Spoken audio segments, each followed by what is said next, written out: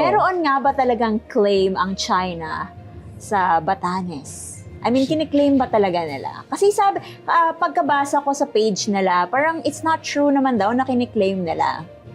May statement na ba sila? I think so. Sa Global Times.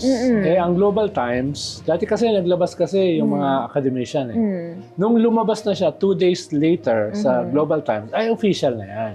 Dahil yun ang mouthpiece ng Communist Party of China.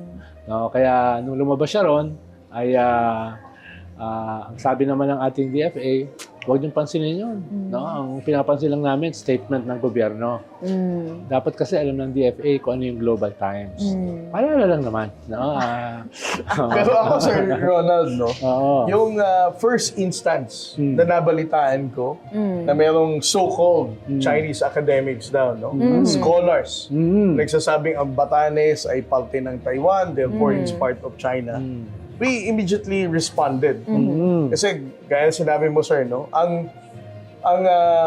procedure ng China to float a misinformation, it starts with the scholars. Yes. And then, alam naman natin... Na wala namang gagawin na walang pahintulot. Yes. Alam naman natin Right. na walang freedom of speech, walang freedom of expression, walang free thinking sa Chinese government.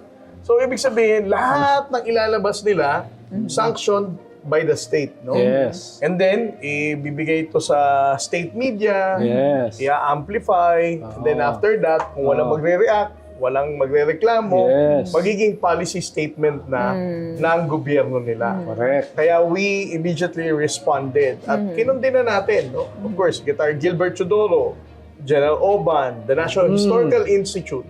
We Yes. don't have to wait, no? Na Ministry of Foreign Affairs pa ba ng China ang kailangan magsalita na sabihin na Hindi. ang Batanes ay parte ng Hindi, kwan lang China. yun. Nominal lang yun. Ang decisive dyan, yung Communist Party.